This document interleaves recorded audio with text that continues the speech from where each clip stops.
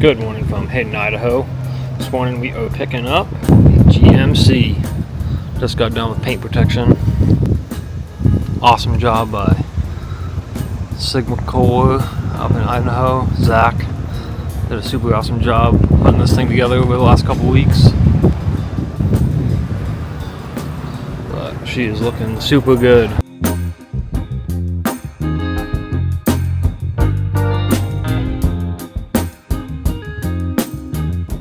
So just picked up the GMC, getting paint protection done over the last couple weeks, and saw the sign for McCloskey State Park on my way back home. And I was like, hey, well, let's go check it out. Turned out on this dirt road, and we're gonna see where it goes.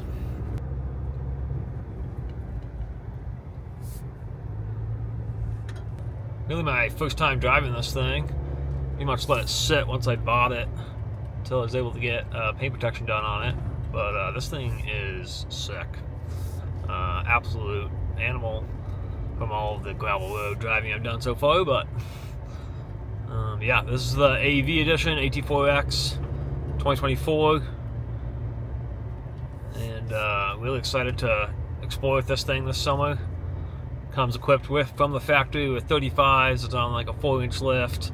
Comes with the GMC's Multimatic DSSV suspension, so pretty well equipped out of the box to rock and roll. Pretty cool little lookout right here. Looks like there's a road down there, but don't know if I'll be able to get to it.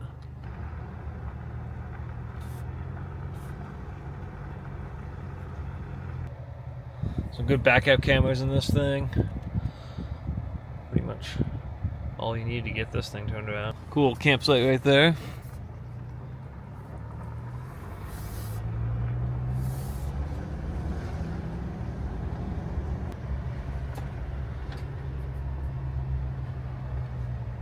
Found a nice little pull off.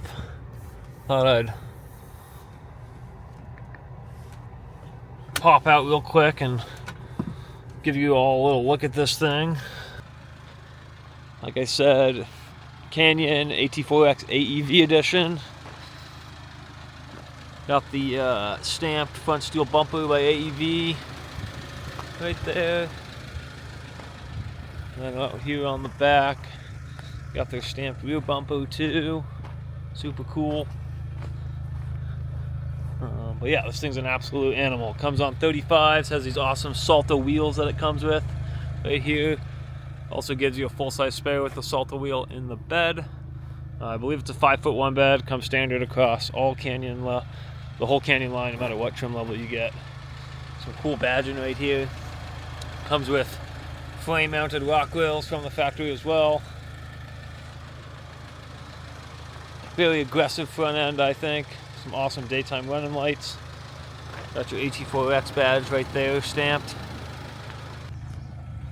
Yeah, show you all the interior a little bit. I'll do a full in-depth walkthrough a little later on when I get home, get it a little cleaned up for you guys. But got a really nice interior here. Got a kind of a black, white, and red theme going on. Good amount of legroom in the back. You know, pretty typical for what you get with your mid-size truck. You do have a power sliding rear window, or kind of rear glass, which is awesome. Nice little dome light up there. And on the door here, again, you got that red, white, and blue theme. You got this red stitching right here, which is awesome. Then you got this white padded kind of armrest. Window up, down. Pretty simple back here. A lot of hard plastic still for a mid-sized truck. But you do have a little bit of leather right here, a little bit of soft touch. But again, hard plastic up top. And then going into the driver's front seat. Hop in. You got the main display, and then you got your digital cluster too. Digital cluster's got a whole bunch of different screens. You can scroll through. One thing that's really cool that they do not have on the heavy duties yet is that you can get your maps through the main cluster, which I think is really cool. You do have a heads-up display. You got your door over here. You do have memory seating 1 and 2 for just the driver's side. And then passenger side, very similar, except again without the memory seating. Do have unlock and lock up there. Got some cool themes right here with the red venting and the white kind of leather padding across the dash. Some good, cool AT4X stamped badge right there. Some good storage down here.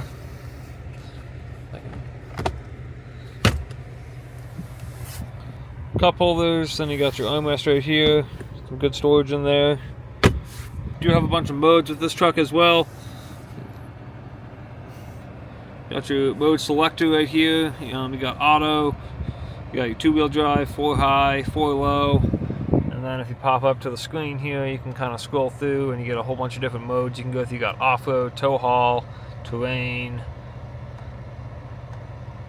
Baja, and normal. So a bunch of different modes to use depending on what you're doing.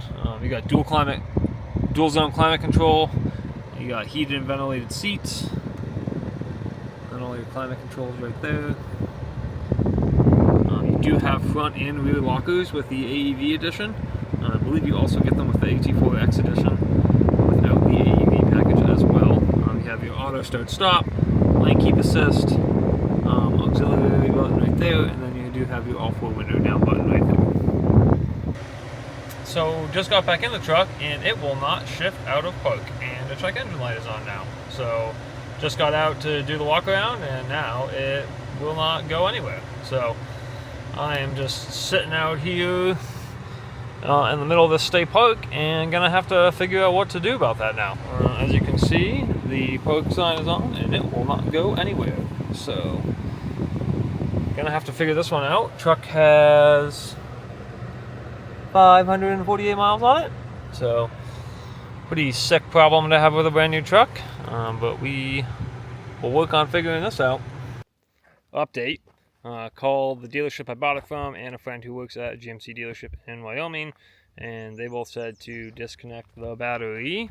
But I do not have a 10 mil wrench because I just went to pick this up from paint protection and have not put anything in this truck yet because I haven't driven this truck yet, really. So I am having to wait for someone to come bring me a 10 mil, and then we will see if that works. Also talked to OnStar, and they ran a diagnostic and said that there are no check engine codes, even though there is a check engine code on the dash when you turn the truck on.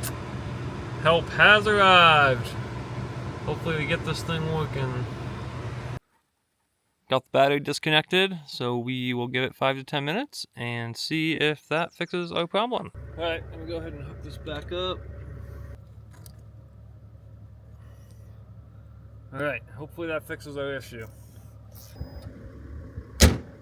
Alright, so we're gonna hop back in. Hopefully this thing will go into drive.